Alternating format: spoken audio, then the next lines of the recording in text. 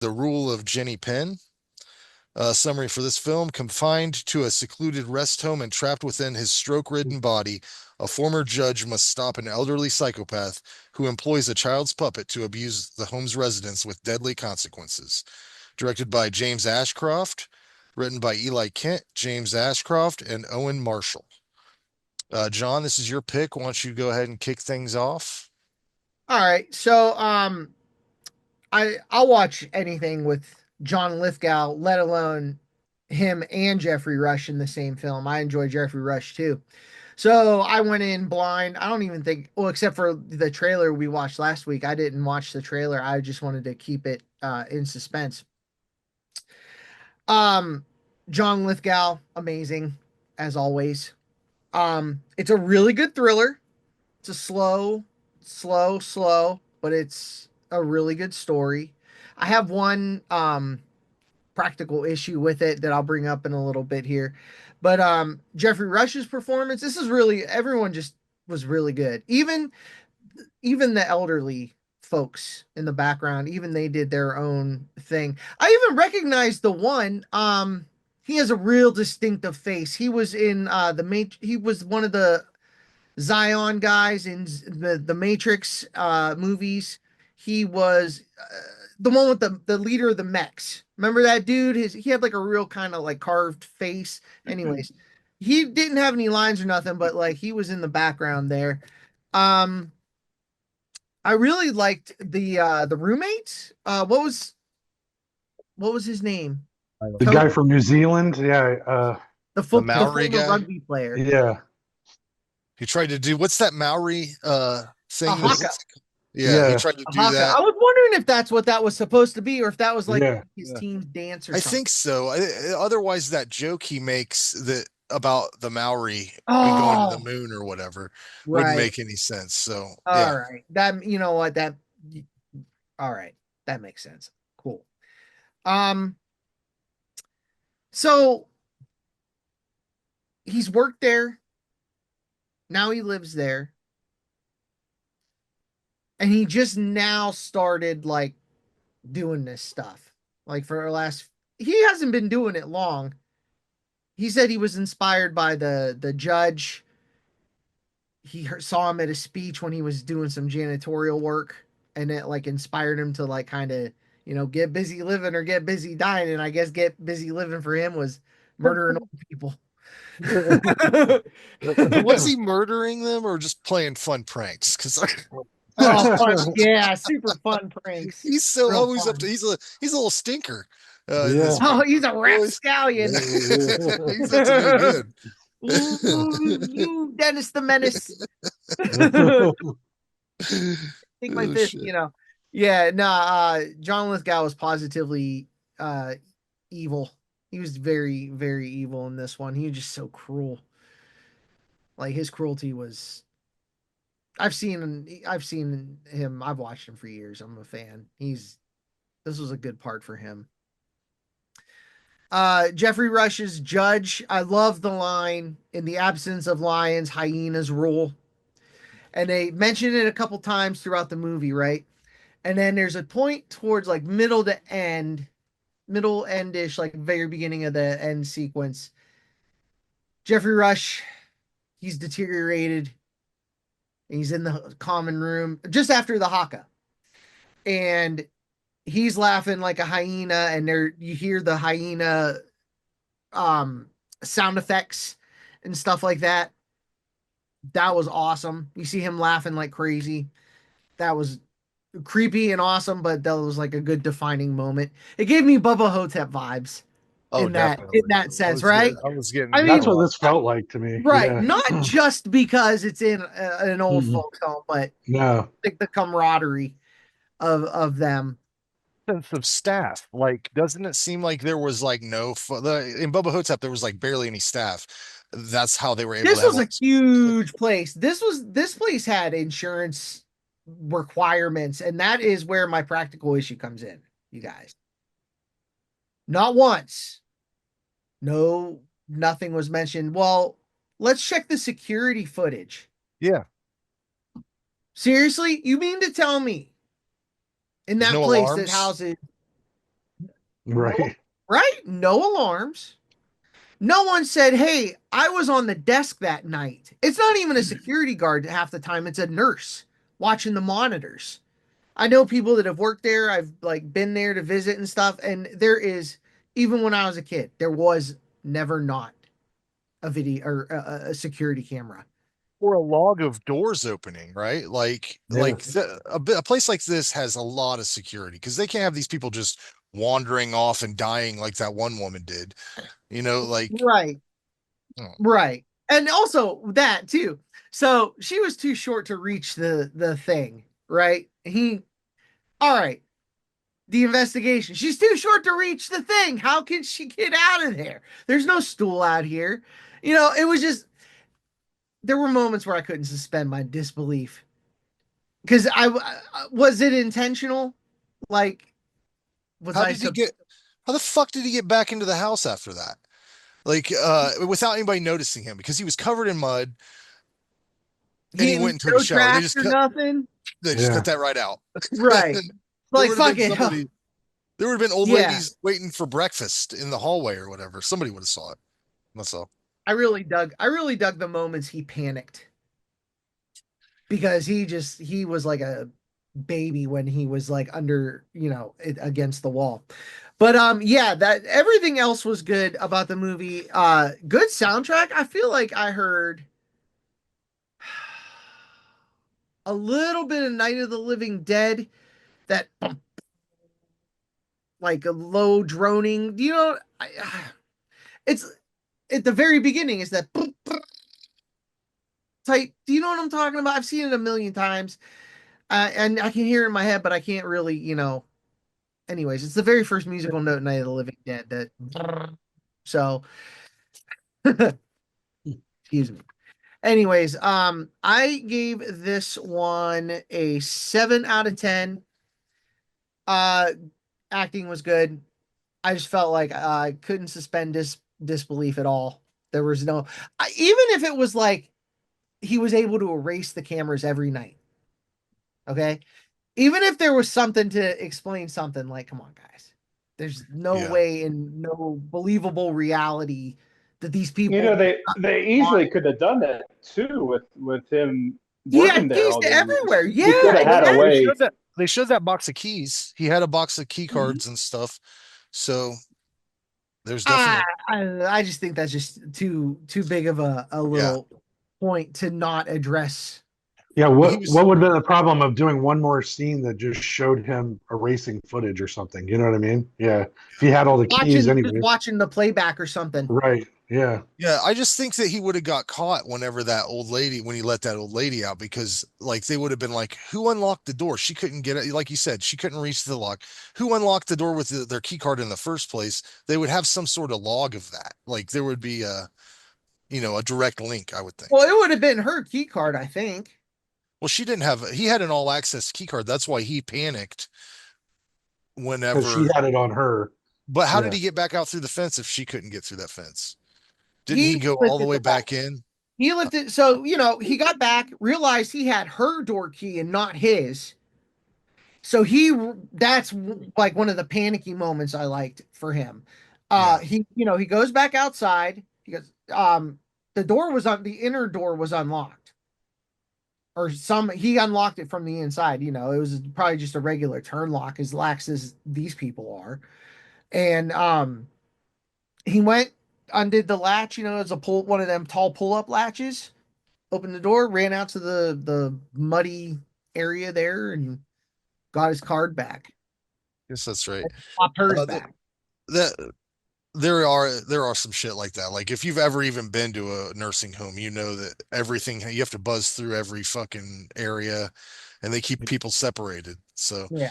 um, I So that's thought like the they really start things off in a crazy way with that dude on fire in the wheelchair at the beginning. right. Like Yeah. So I was funny. like, what was that dude drinking that he went up like that? Was it just straight up grain alcohol? Because you can only Probably. really light like alcohol on fire when it's about 110 proof and higher. So, it was something crazy. But what a thing to see a guy who can't do anything to help this dude. Like he just had to stand there and He watch can't him. run. Yeah, Yeah. Yeah. he could barely yell. Um, but I've talked about how much I like movies set in this sort of environment in the past. Like if it's in a prison or it's in a fucking nursing home or asylum, which is this sort of had One Flew Over Cuckoo's Nest vibes with some of these side characters. I love this shit. Like the characters, like the guy who wanted to talk about his Tom Clancy book with Jeffrey Rush whenever he saw him reading at lunch or whatever, and then he's like, Oh, his those books are all the roommate. same. Yeah. Yeah, yeah, yeah. Uh, but the lady who was expecting her family for Christmas, the one that got killed, um, and even that guy that set himself on fire. These are all like funny, like kind of weird, quirky characters, and there's a bunch of them. And the fact that almost all of them have like a weird, I couldn't pinpoint whether it was New Zealand or Australia. I think it was a combined effort or something because New Zealand like funded this movie, but Mhm. I believe it says it's an Australian film, and I can't fucking tell the difference really. Yeah. Um, Yeah, because wasn't Lithgow's accent supposed to be Australian? yeah, I Like think that's what so. I. Oh, Yeah, okay. That makes But yeah. sense. like Maoris are from New Zealand, They're from New Zealand. so Yeah. like it's like a whole mashup. But Mhm. as much as I love both these actors, John Lithgow and Geoffrey Rush, especially in this movie, I didn't know much of Geoffrey Rush's stuff except for he was the bad pirate in the Pirates of the Caribbean movies. But Great act. I've seen I didn't need to see either one of them's bare ass. And I think I've seen John Lithgow's bare ass more times than ever should ever see another man. Because wasn't that his thing in Dexter? Like he would get naked and like get down in the tub with his victims, right? I Was that believe his so. thing? Yeah, It hit him on the head when they're in the bathtub. I remember that. So yeah. But yeah. I loved the dancing scene after Lithgow finds Jeffrey Rush's wallet in his room. Uh, just really entertaining and fucking. He's a showman, man. That guy is just a good fucking entertainer. Mhm. Um, I read somewhere on IMDb or something that the actors playing the staff learned how to like interact with patients to make it seem more realistic. But from my point of view, like you said, I mean, I think there would have been more staff. It just seemed like they were not there whenever shit happens. You know, at the end of the movie, Jeffrey Rush's character is able to go out to an old brick oven, light a fire, and burn a very recognizable item that John Lithgow was associated with. Like if someone saw him burning that and then John Lithgow's missing, like that's an instant. Somebody should have caught that. Like that was during It breakfast. seemed like the daytime was a little bit more staffed naturally. And Yeah. then it had that one night shot where one of them's running around outside. You can see like two nurses outside smoking, not paying attention because it's nighttime. Everyone's supposed to be sleeping. So I give them a little bit of forgiveness for the nighttime scenes, but during the day, yeah, they just running loose in there. Yeah, No he was supervision. I don't know Right. when I don't know when the scene in the laundry room happened, but there was laundry going during that whole thing that happens. And then immediately following that, you see Jeffrey Rush in the daytime burning that doll. So somebody should have saw something. But I thought this was great. I had a really fun time with this. Did not expect that to happen. It is slow, but like the character work is so cool. Like the interactions, the shitty stuff that like John Lithgow kicking him under the table and fucking just the psychological shit I thought was cool. John Lithgow's a treasure. I don't know if I saw people asking if this was horror. It is technically, I think it's more of a suspense or a psychological thriller, but I find that that's a subgenre. That's in the Yeah. wheelhouse. Mhm. And for me, unexpectedly, I gave this a 10. Like I really enjoyed it. Oh, I liked it a lot. Whoa. Yeah. yeah. How's that? All right, That's dude. disgusting. That is fucking disgusting. I know. I'll hop in here. Yeah, Yeah. so no, this is very much a thriller. Sure, it's related to horror, but not. This ain't a horror movie. And that's when this first came on Shutter. I watched the trailer, and that's why I didn't watch this movie because it just looked like I knew what this was going to be. Uh, the two lead roles are great in this. Um, Lithgow definitely plays crazy well. And that's not his teeth, right? No, I I don't was think so. wondering No. that. Okay. They're I think fucking They those are look false. really Yeah. good, but I didn't think he was that messed up. But yeah, he plays crazy great. Just not a lot to say about this one. There's just not a lot that happens. Basically, you're just watching two dudes get bullied in a nursing home. I saw that this was based on a short story, so maybe that has something to do with not a lot going on. But there was a couple times where like something weird would happen. I didn't really understand why, like that, like when the baby doll's head gets real big behind him all of a sudden. Like what was going on? Was someone Jeffrey seeing Rush that? is kind of I'm like thinking, I'm Jeffrey thinking, Rush is yeah. mental. He's Yeah. having like a freak Since he, out. since he had the initial stroke, and then did he have like another I smaller think it got stroke? worse. He Yeah. might, yeah, he definitely got worse. So that's probably just deterioration of his mental state on top of the abuse that this dude's putting on him. But Um, I don't know. Yeah, any fan of thriller suspense is gonna love this movie. Like this, I think my mom would really like this movie. One of her favorite horror movies is Misery. It's kind of the same thing, Oh yeah. just a couple characters, one location, just the chemistry between the two, and that's kind of what we hear. What we have here, same thing with like you guys mentioned with Bubba Hotep. That'd be a great double feature too, I guess. But yeah, I liked it. I just this ain't kind of really up my alley, but I gave it a 6 out of 10. Nice. Ray? Yeah, I'll keep the train rolling, the love train for this. I really liked it. I didn't know what to expect either from the trailer. I was surprised this was on Shudder, honestly, and I would agree with Frank that it's kind of like it's a more of a thriller with horror elements.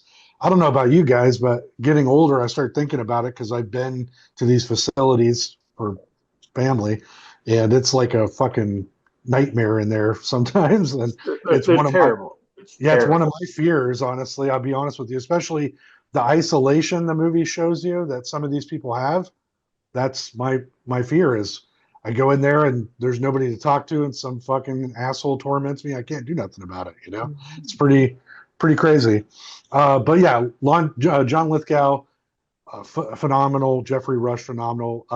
I think Lithgow also had contacts in because Yeah, when they something zoomed in, weird. I'm like, your eyes aren't that blue. That's crazy. You know what But though? They were like the doll's eyes. yeah, they were, yeah, Replacement like, for him. yeah. Yeah, that was I, really I like that. I loved the dance number, dude. I laughed so fucking hard when he comes in that room and puts the Jenny Penn song on in the background and he's fucking kicking his legs and everybody's That's just the thinking, highlight. That's my yeah, highlight. it was so fucking funny. I think the Which highlights whenever he does the whole puppet who rules.